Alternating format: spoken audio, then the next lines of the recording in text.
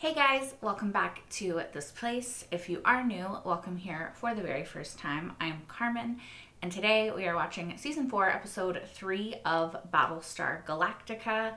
I am super excited to see where we go from here after the sort of explosive events of the first couple episodes.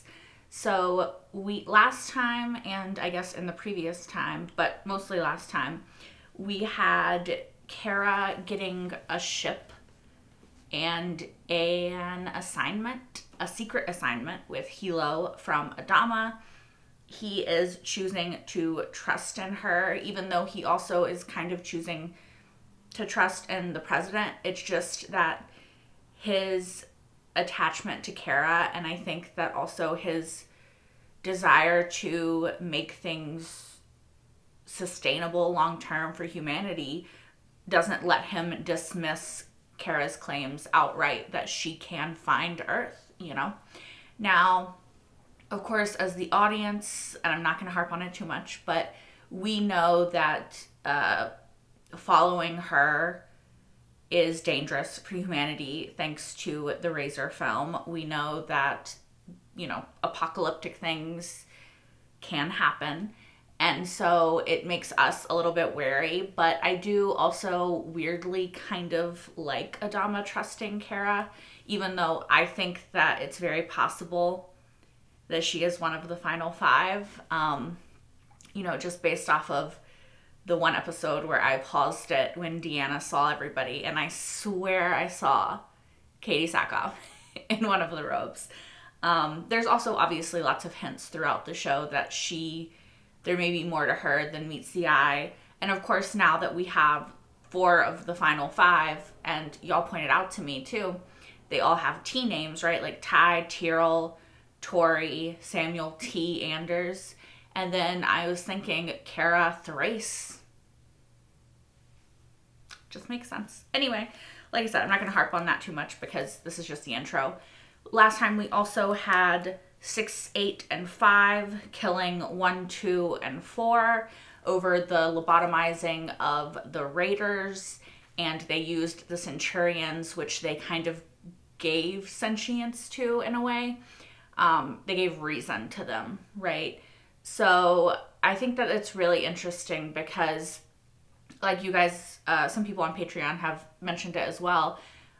It's really interesting that the Cylons are doing to other Cylons what humans initially did to the Cylons, right? It's sort of this cyclical thing of we're better than you because we have a higher understanding. So instead of giving you that higher understanding, we're going to actually take it away from you because it threatens us for you to have that, right? I mean, luckily, 6, 8, and 5 disagree with that. Also, thank you to Nolan, because now I have this little cheat sheet of the Cylon numbers and names, because you guys know, for some reason, it does not stick in my brain. I remember Leoben, I remember Cavill, did not remember exactly what numbers they were. Remember Athena being 8, Sharon, I know that. 6 is 6, but the rest kind of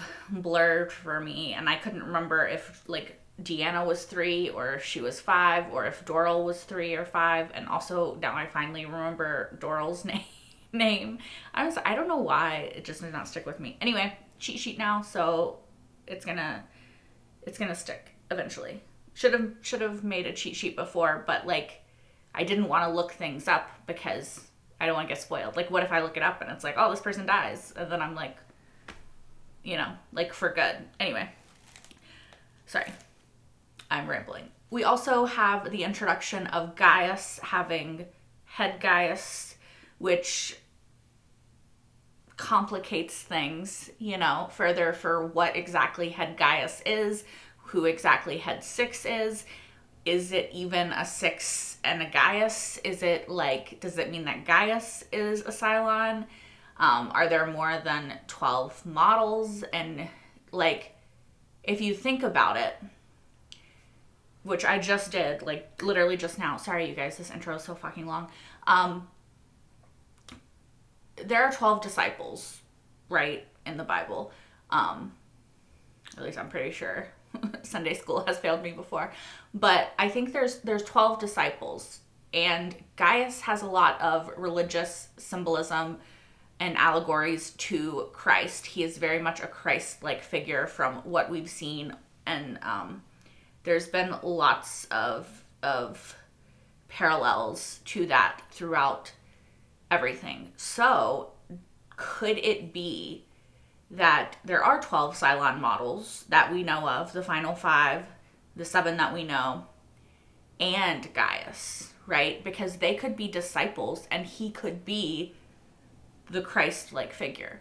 So he could still be a Cylon, even if he's not one of the 12 Cylons.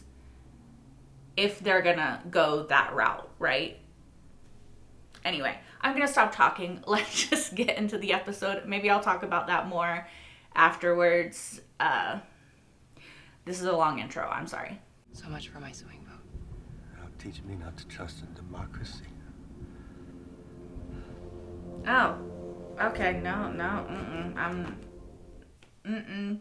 thank you, not here for it, not here for it.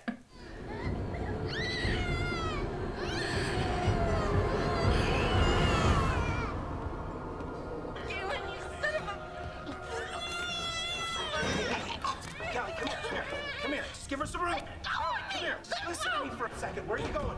Callie, listen to me.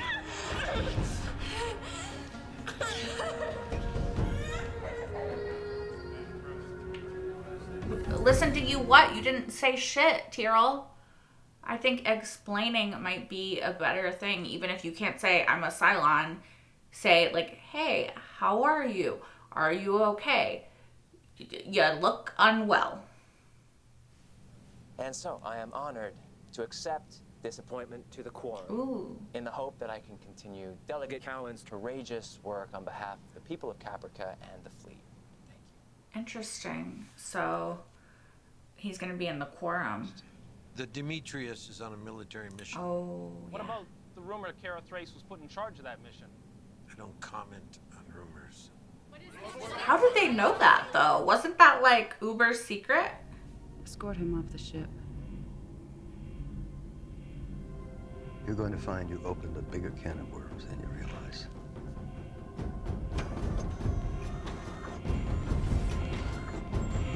I mean, you can't give a person or a creature sentience and then also keep them as slaves and expect them to be happy about it.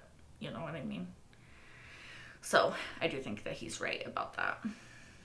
A benevolent tyrant's exactly what you need. No. A tyrant craves power for its own sake. And all Laura wants is to save us all. Mm-hmm. He's Trust not me. wrong. Better yet, trust yourself. Because that's what I'm really counting on. That you're not the kind of man who can ignore the What is truth the truth that you're saying? when it stares you in the I'm face. curious what the truth is that you're talking about. Because certain military things do have to be classified, is the thing. Like, even in a democracy, the people can't know every single thing. It doesn't make them safe. I only married you because it was safe and it was easy, Sam. And you were just pathetic enough to go along with it. I don't think that's fully true. So get the frack out. I do think it was partially to escape from Lee, though, and her feelings for him. Get out! Come on. Get out! If y'all have sex now, this is a toxic as fuck relationship. Can I just say? I want to frack. Make him feel I something. don't think he will. Maybe. I dare you. Just, oh. I was gonna say maybe he won't because he's a Cylon, but this is toxic. This is very toxic, honestly. I'm sure we can all understand the importance of the need for security. So, for the sake of reassuring my colleagues and hopefully putting this matter to rest, would it not be fair to say that you and Admiral Adama are naturally exploring all possible routes to Earth? Mr. Adama, we are all anxious to receive the benefit of your experience, but I personally don't feel the need to have a junior delegate appoint himself my spokesman. Let's move on. Oh, Jacob, contention. you had a matter on the table. Would you please continue? Thank you, Madam President. My constituents are once again having trouble obtaining medical supplies. Now, I have prepared a report that I think would benefit. Point of order, Mr. Vice President. This is what Zarek wanted, I think. Effectively, it creates a justice system that further and dangerously concentrates power into the hands of the executive, namely into your hands, Madam President. Far from being independent or impartial, it would actually damage the very idea of justice, even the illusion of the idea of justice. Thank you, Mr. Adama. The order you're referring to, Executive Order 112, is actually a work in progress. But since you've brought it into the public today, I propose that we put it on the docket for the next full session. Is that satisfactory to you, Mr. Adama? No.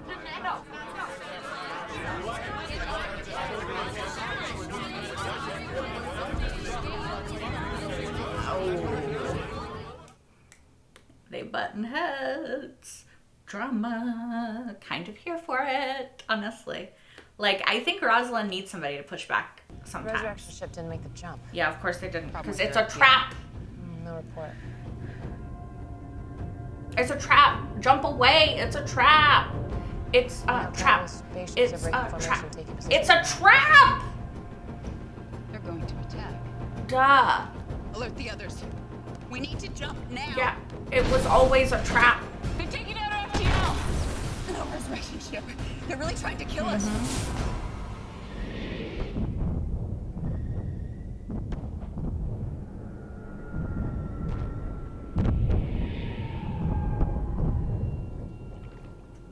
Just remember, they started it.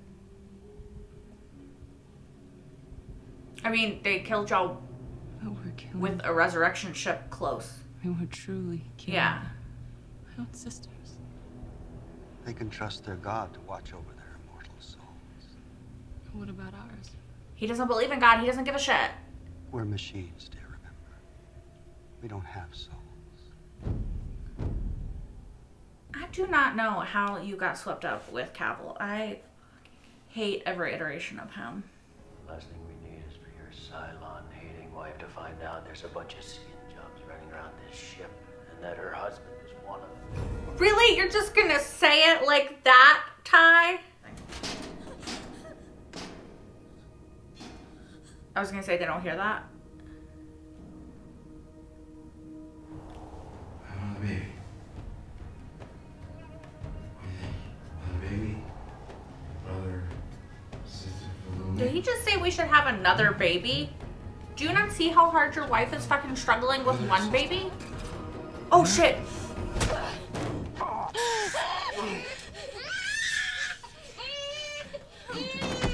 Okay, your child is going to subconsciously remember this. I guess I kind of understand why she would do that. Because she's freaked out and she doesn't think she can trust him. But, like, personally would opt for, like, the discreet, I promised whoever I was going to go meet them. Nikki has a play date. Like, I don't know. Something less. Girl, you are not walking into a fucking thing. No. No. Tyrell, wake up. Tyrell, wake up. Tyrell, wake up. Tyrell, wake up. Oh my god, no. She's walking into a fucking airlock? Tyrell, wake up. Tyrell, wake up. No, no, no. That is a little baby. Callie, I don't want you to do that anyway, but that is a baby. That is a cute fucking little baby. No. No, look at that. I can't look at that fucking little baby. No. Do not do this. Do not do this. That is a little baby. I heard you. You're Cylons, bunch of fracking skin jobs. I wish it were that simple. Stay away from me.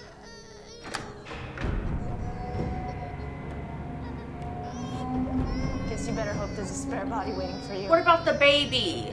You have a baby. You want to kill me? Go ahead. Don't do this to yourself. Or to your child. Get the fuck away! You're not getting your hands on my son! Not you, not Galen! The fuck are you? You think that him being dead would be better? None of us did. We didn't find out until we entered that nebula. Shut the fuck up! Triggered! It's okay. We'll work this out together.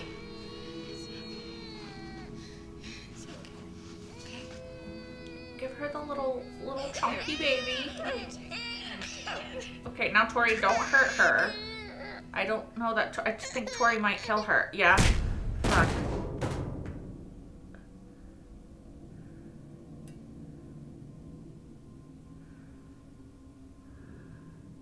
Don't kill her though. Let's not kill her. Please don't. Please don't. No, do not. That baby needs its mother. No.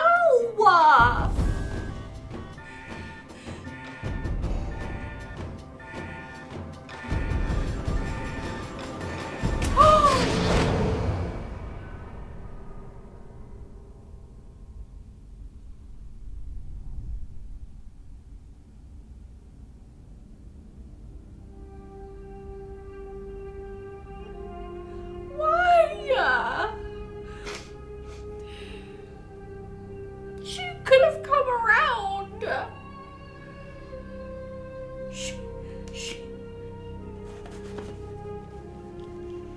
They're gonna think she did it to herself.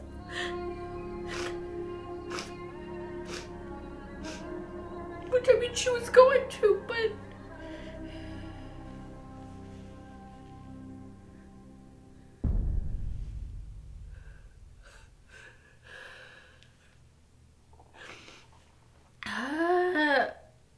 That episode was really sad, actually. Like, I feel really bad for Callie and how that is how her story ends. I feel bad for her in general because, I mean, they don't ever say the words, but I really feel, based off the way that she was being portrayed, is that she was suffering from, it seems like, pretty severe postpartum depression. And then she was also struggling because Tyrell wasn't there a lot. And honestly, that's kind of fucked up, because if you have a kid together, you should raise that kid together. Like, you know, it shouldn't just be on her to take care of it. And I don't know. It's so sad that that's how her story ends. Like, obviously, I did not want her to jump out of the airlock with her baby. Like, that's a little baby. I'm glad that Tori saved little Nikki and everything, but I don't think that she had to fucking kill Callie. And I know that she did it to protect herself, really, and her own self-interest, because if people found out, then she could get killed. And so she weighed her life against Callie's and chose herself. But it's just, I don't know, you guys, that was just a lot to take in and to watch. Like I said, I feel really bad that Callie was struggling. I feel bad that she found out and that she thought that that was the solution.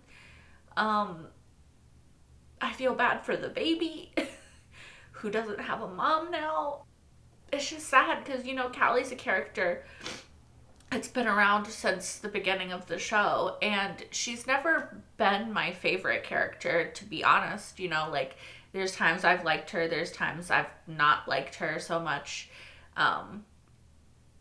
but she's kind of always been there, and it's sad to see her story end in such a sad way. Like, I'm processing, I guess. It's just sad. It's just sad. You know, like that. That's all I got. It's just sad. And I wasn't expecting it. I didn't think that, which I guess I should have, because it was a whole episode focused on her. Then when she found out, I really don't know what I expected. I expected Tyrell to be able to talk her into something. I expected her to get help, like more help from Coddle. I don't know what I expected, but not that, I guess. It's really fucking sad. She kind of got what she wanted by being with Tyrell, because she always had a crush on him. And then she got a baby, she got a family, like she got what she wanted. But then again, and I'm just diagnosing this, and the show, I feel, does a good job of showing you without telling you that that's what it is. She's on antidepressants, so it's possible that Doc Coddle did diagnose her with postpartum depression, and it's possible that he was trying to help her in the way that he knew how. Again, that's my assumption based off what the show said. It could just be depression, but she has a baby, so kind of makes it seem. And I wish that she could have gotten more extensive help for that. I wish that her last months of life, days of life, hours, seconds weren't spent so discombobulated, so upset, so sad. Like, I think that makes a really tragic, sad story for her, and I just feel bad. Okay. She's a fictional character. Suck up the tears. So, I also, yeah, I don't know. I get that Tyrell is really struggling with finding out that he is a Cylon. I do wish that he could have been more aware of his wife's struggle and been more proactive in attempting to help her, because I think that, I mean, the thing is, it's very human as well, right? Like, even though he's a Cylon, that we get sort of wrapped up in our own shit and like our own struggle and our own whatever it is, anxiety, depression, like whatever you're struggling with. It's very easy for us as people, even in our intimate relationships, to kind of get wrapped up in our own shit and miss and forget to check in with the people that we love. So I do think that in a way, this episode is sort of like a reminder that sometimes people, I mean, I don't think she was hiding it well, but like sometimes we have to be able to like get out of our own heads and check on the people around us and make sure they're okay, because they might not be. You know, they might be really struggling and they might just hide it well. Or, you know, just because you're struggling doesn't mean that somebody else isn't struggling. And maybe just asking them how they're doing or if they're okay is gonna really help them with their struggle, you know? Oh God, this episode is just really fucking sad, honestly. Like, it's just a tragedy by all accounts. Like, I'm sorry, I'm struggling to like talk about it in a more nuanced and profound way, because I just, it hit me, you know? Like, it's just fucking sad. Like, what else can I say? It's just fucking sad. It's just sad. Check on your people. Love your people. Like, make sure they're okay. That's all I can really say about that story. I'm glad that Nikki is okay. I really disagree with what Tori did. I was hopeful that she was actually there to try to help Callie, but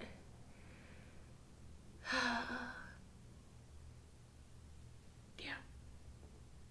I'm gonna move on to other things because I think I'm just getting stuck in the sadness, and it's hard to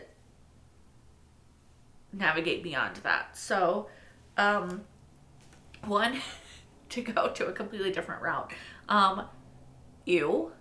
And I'm sorry if that is rude, but like that is how I feel about 8 and Cavill, about Sharon and Cavill. Like, no,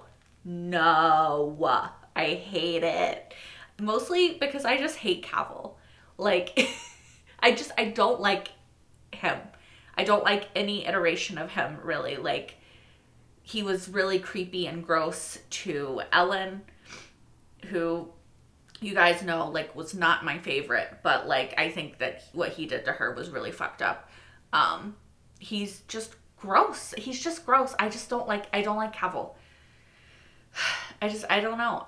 There's something about him that is very unlikable to me. You know? Like, I just not a fan. Absolutely love Sharon. Think that even in her little tiny pool of Cylons, she could do way better. You know? There's a 6. I guess well, it's also weird because she's like, my sisters, but then wouldn't that make Cavill your brother, but you're... I will say, and this is a random little note, but I thought, and this is a random little side note, but I thought that the Adama reading to Rosalind scene went on just a little too long, right? Like, I don't know. I thought they could have cut quite a few seconds out of it, and it would have been, like, fine. Like, it was cute. I enjoyed it, and then I was, like, over it, but it kept going. I don't know. Like I said, it's a small thing, but I don't know. That's just how I feel about it. Also, I really enjoyed Lee being in the quorum. I don't know how I feel about him listening to Zarek, because on the one hand, I do think that Rosalind needs somebody to push back against her and Adama and sort of the way that they conduct things sometimes, because I do think that there could be more transparency in government and the way that decisions are made and the way that things happen. I do also think that, you know, there is something to be said about classified military operations and people not necessarily needing to know every single intricate detail of certain things. So I also trust Rosalind most of the time to make the right choice. But I do think that it's really important for anyone in any position of power to have a system of checks and balances that's keeping you honest, that's keeping you making the right choices, that's stopping you from becoming a sort of dictator person who just unilaterally makes decisions. So I like that Lee is going to be that person. I like that he's going to push back.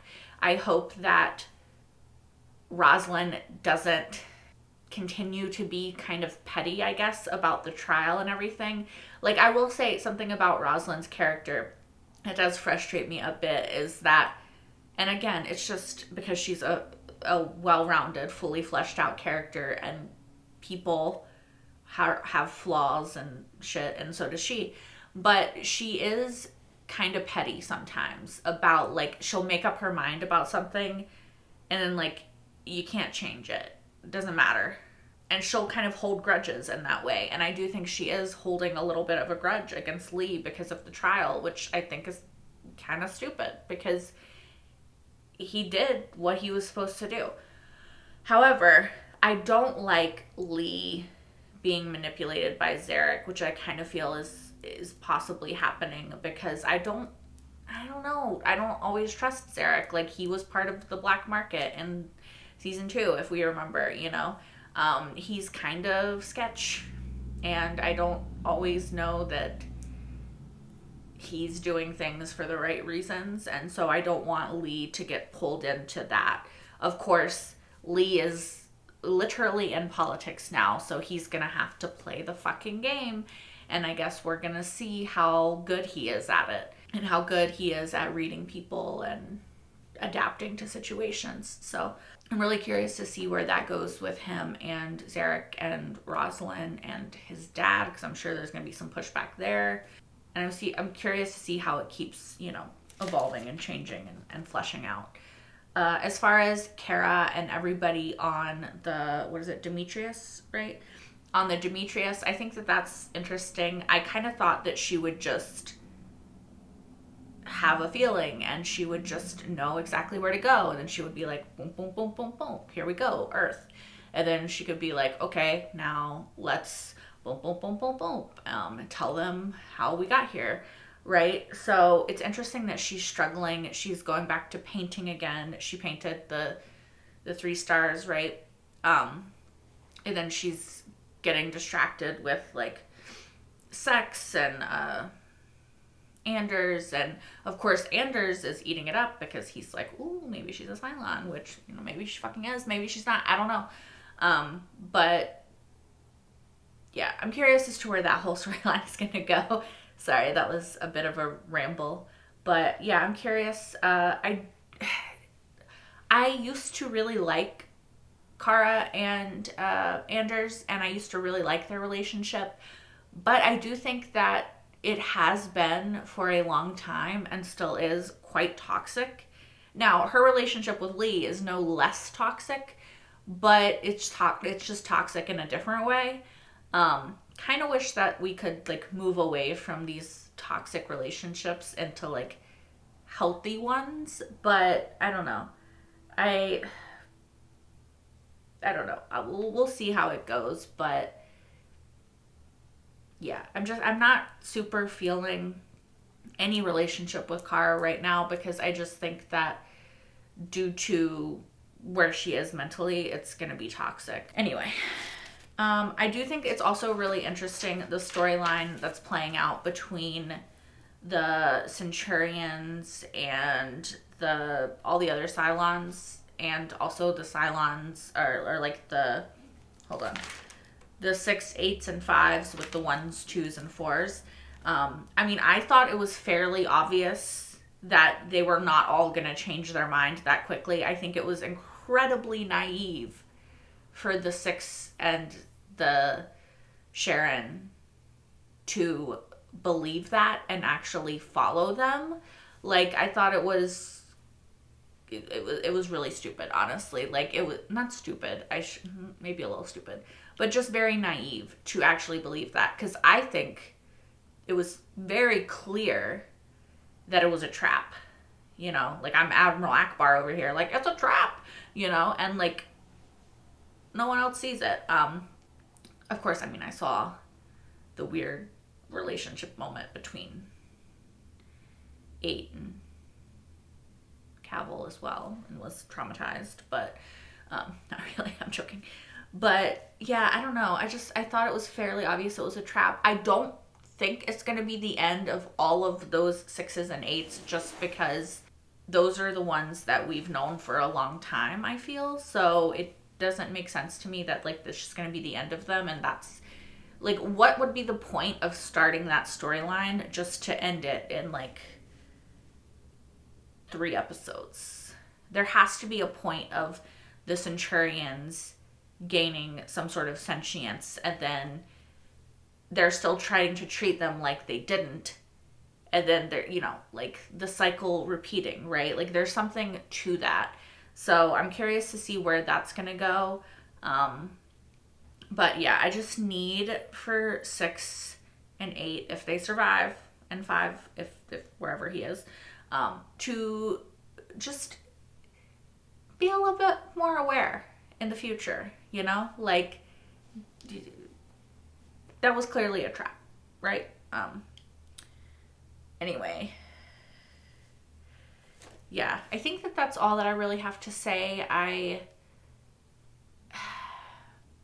I'm curious to see where Tyrell is going to go from here, and just how it's going to affect him as a character, and how Callie's loss is going to affect his storyline with Ty and Tori going forward. I am worried about what Tori is doing, and I'm worried about like what she's thinking mentally, because I think that she's really kind of leaning into being a Cylon, and that is a little bit worrisome, because I think that she's taking it to mean like she can become less human, because like she literally just killed Callie in cold fucking blood. A little concerning, especially when she sits on the right hand of the president. You know? So yeah. Anyway, like I said, I think I'm done rambling at you guys. Thank you so much for watching, as always. If you did, and if you're listening to this, leave a gold star, because you earned it from all this fucking rambling.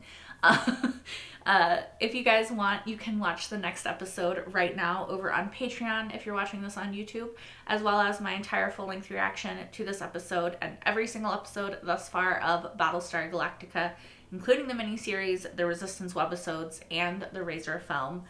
That is over on Patreon as well, so check it out, linked in the description down below. Yeah, I hope to see you guys next time for hopefully not more crying, but it's me, so I usually at some point throughout most episodes match my background with my face in redness and tears. I hope to see you guys next time. Bye, guys. I just cut the fuck out of my face with my nail. That actually really hurt. Damn. Do you see how red my face is now?